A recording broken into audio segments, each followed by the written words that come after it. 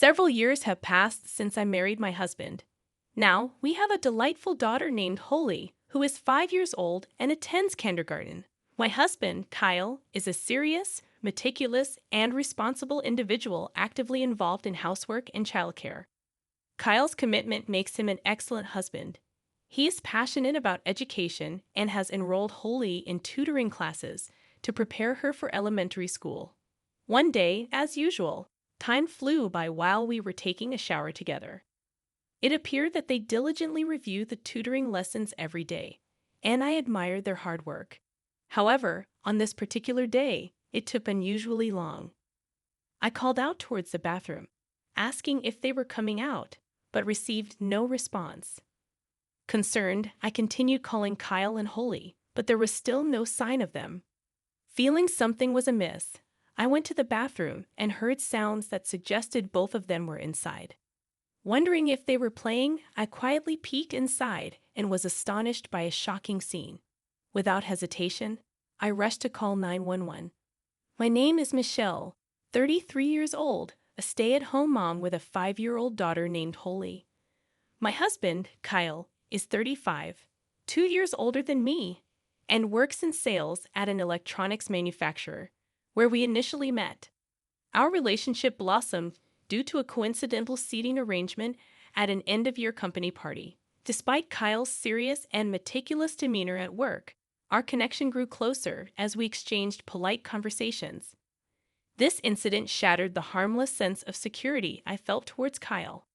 However, as the alcohol started to flow, I saw a more relaxed side of him. "You move so briskly, like a squirrel. You were definitely in some sports club, right?" Kyle's face was slightly red, perhaps from drinking too much. It was refreshing to talk about things other than work for a change. "I was in the basketball club during my school days. The game's not over until you give up. That was my youth," I said, becoming more talkative as the alcohol took effect. "That sounds nice. Youth.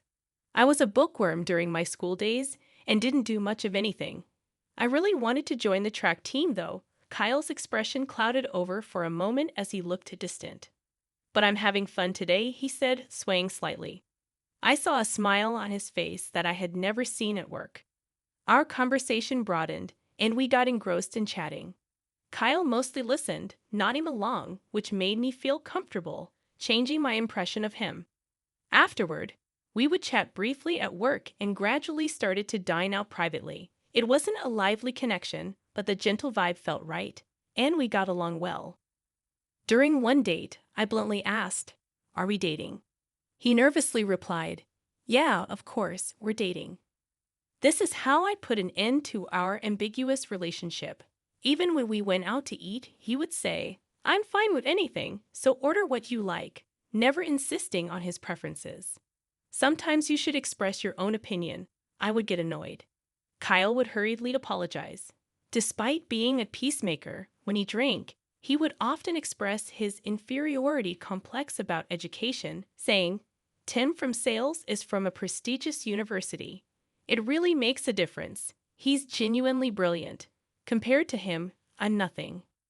Each time, I would reassure him, "From my perspective, you are more than respectable." But Kyle would retort, "Michelle, you don't understand at all," and get angry. I was surprised by this side of Kyle.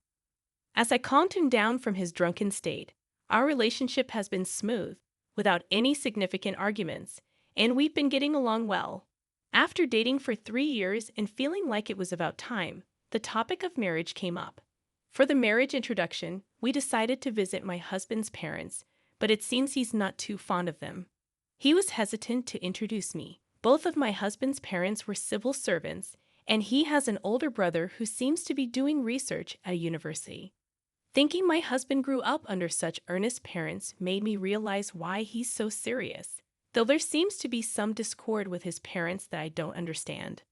On the other hand, my parents run a restaurant and never nagged me about studying, always saying health is the most important. I'm grateful for being raised freely under my father's philosophy.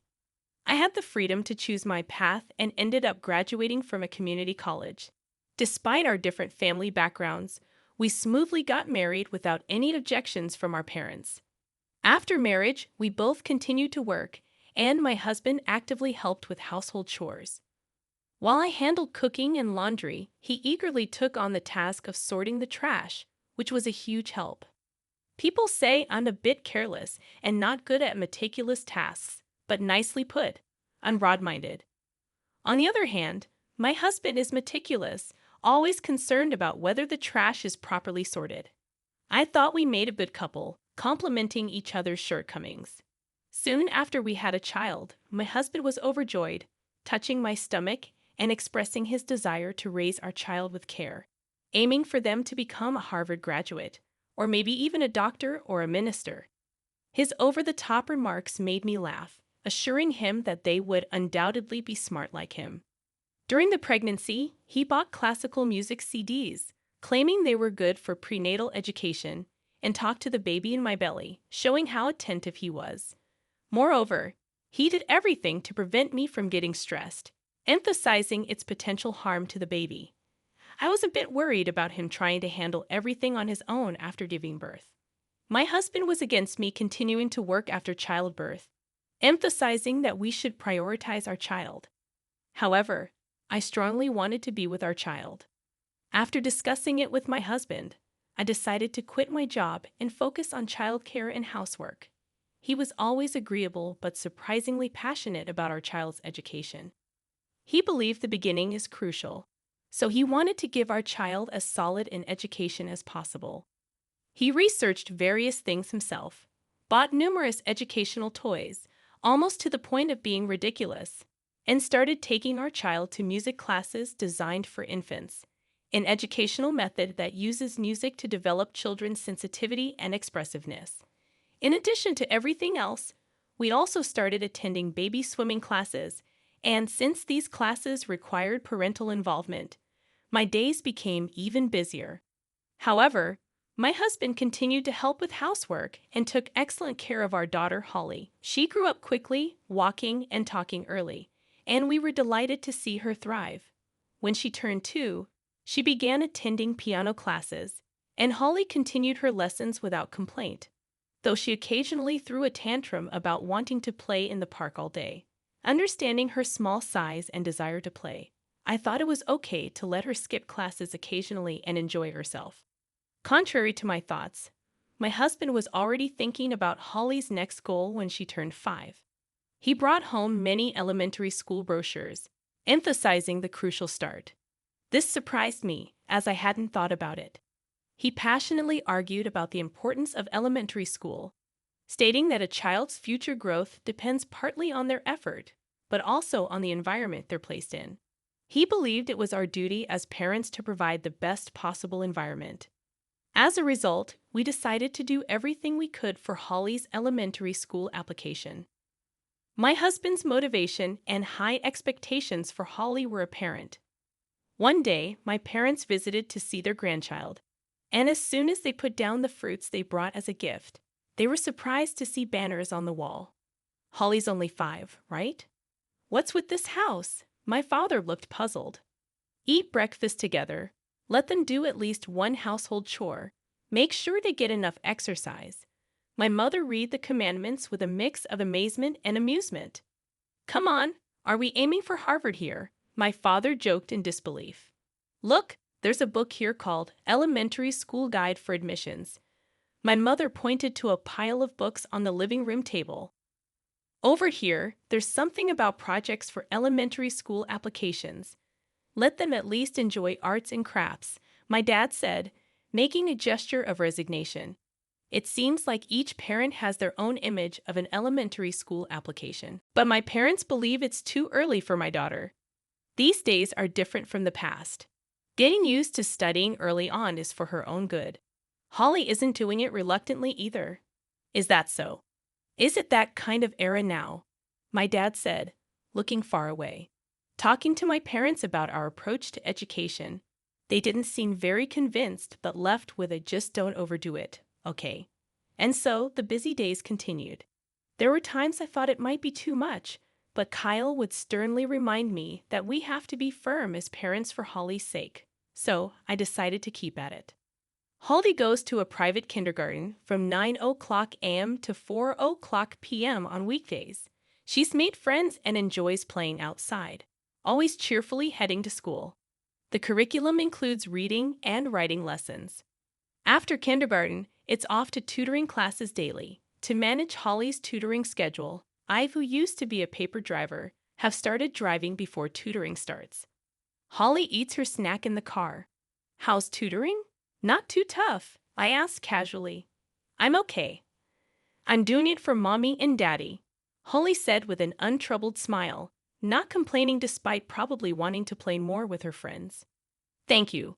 Let's keep at it together, I said, hugging her tightly. At least until the elementary school entrance is over. After that, I thought about giving Holly some time to relax. Kyle would usually try to come home from work on time so that, after I pick Holly up and make dinner, he and Holly could take their shower together, which had become a daily routine. In the bathroom, Holly would excitedly share every new thing she learned, and Kyle would clap, saying, "Brilliant, Holly, you're a genius." Their laughter made even cooking feel lighter. After the shower, Holly would come out, saying, "Daddy praised me," looking very pleased. However, Kyle's work schedule changed due to a department transfer, leading to more late nights. He seemed to carry a heavier expression, brooding over something, especially since Holly's school application. Kyle's demeanor changed. He appeared sincere and kind outside, but revealed a cruel and terrifying side at home. Gradually, these aspects began to surface as the stress built up, and he became more aggressive, even towards Holly.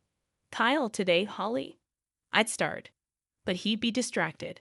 "What is it?" "Something that needs to be heard now." He'd respond curtly, clearly irritated. "Oh, by the way, about separating the trash, please try to remember," he'd say in a low voice, suddenly changing the subject. "Sorry, did I mix them up again?" I'd turn around hurriedly. "Geez, is your head filled with trash?" he muttered without looking at me.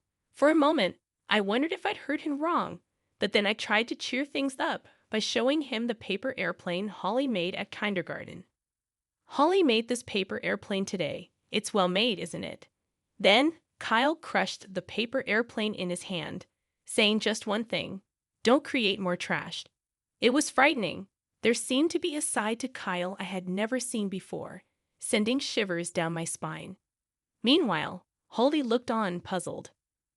Returning home to increasingly grumpy evenings, Kyle became even more reticent. Occasionally, he'd still take a shower with Holly, but those shower sessions grew longer. When I asked what they were doing, Kyle said they were reviewing for the tutoring sessions, and I admired their dedication. Holly, always eager to please us, would say she's doing her best for Mommy and Daddy. But then she admitted, "Daddy is a little scary. I don't want to shower with Daddy," looking downcast. Both Kyle and I believed in disciplining when necessary, so I assumed she was just being scolded about her tutoring. I would come to regret taking it so lightly later on. One day, as usual, they were in the shower together, and when half an hour had passed without them coming out, I called out, "Aren't you coming out yet?" But there was no response. Maybe they're too engrossed and can't hear me, I thought. I continued calling, Kyle, Holly, but still, they didn't come out of the bathroom. Feeling something was off, I went to the bathroom and heard splashing sounds as if they were both in the tub. Peeking in, I was shocked by the sight. Kyle was holding Holly's head, saying, "You're so poor at this. How many times do I have to tell you? Do you need to be hurt to understand?" He said this with a menacing look. Seeing Kyle like this for the first time, my body froze. "Daddy, I'm sorry. It's all Holly's fault. Please forgive me," Holly said, her small body trembling visibly. "A child like you needs punishment," Kyle said harshly, seemingly oblivious to his surroundings. "I'm sorry. Please forgive me," Holly whimpered, standing petrified in the tub and crying.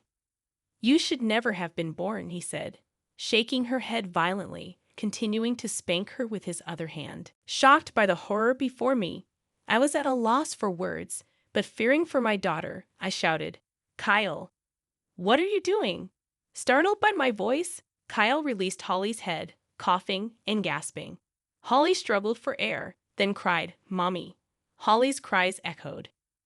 Kyle seemed to come back to his senses. But then Holly, in a reflex, kicked him hard in the groin. Kyle, in agony, clutched himself, twisting in pain.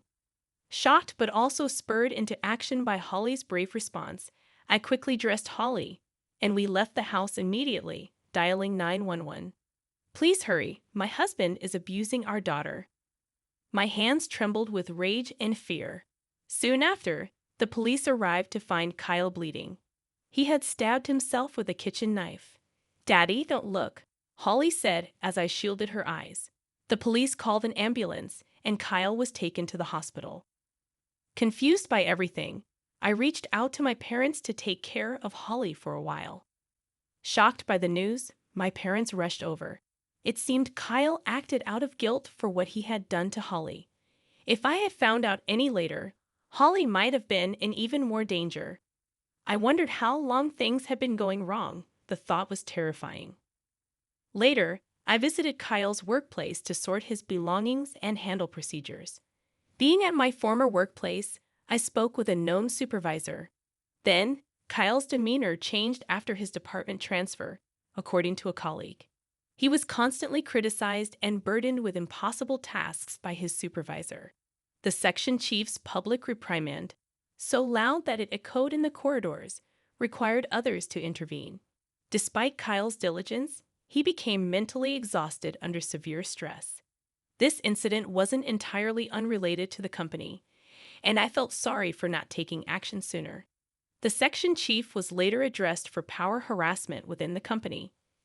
Kyle's struggle with an educational inferiority complex led him to believe his life's outcomes were solely based on academic performance, spiraling him into distress.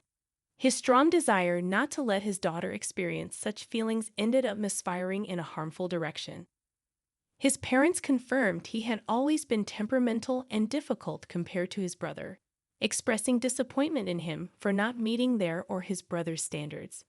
Kyle's brother, distinguished parents, and an excellent academic record had always been the standard by which Kyle was judged. Perhaps the words of his in-laws also wounded him. Kyle mentioned being hit on the head or skipped meals for poor test scores. He wasn't allowed to join the sports team he wanted because it would interfere with his studies, leading to a school life dominated by academics. I felt I understood why Kyle was so fixated on educational attainment. Realizing the pressure Kyle faced made me deeply sad, understanding he desired affection above all. Yet I couldn't sympathize with his choice to direct his frustrations towards Holly. Eventually, Kyle was admitted to a psychiatric facility under police watch, showing signs of instability. After discussing with his parents, I decided on a divorce for Holly's sake, wanting to distance ourselves from his family's toxic educational values. I felt I couldn't keep up with the misguided belief that lower education means lesser ability, rooted in an obsession with academic credentials. My parents supported my decision, acknowledging that we need to end this cycle of negativity and prioritize our children's happiness and health. Months passed, and it seemed Kyle had calmed down, but we would likely never meet again. After being discharged from the hospital, Kyle was apparently working and living at a guest house on a distant island. I wondered if there would ever come a day when his emotional wounds heal. Since then, Holly hasn't asked how Daddy is. Perhaps she senses something. Even as a child, there were nights she would suddenly start crying as if remembering something. But now she has calmed down. Holly, as bright and cheerful as if nothing had happened, has even started taking gymnastic lessons on her own initiative. Today, as every day, Holly's spirited voice echoes in the yard. She attends lessons with a proud expression. My father, watching by her side, cheers, "Don't lose with your spirit. Pump yourself up," echoing a line I've heard somewhere before. I have to be strong too.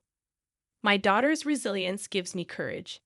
We decided to stop her schooling and are now taking it easy at my parents' house.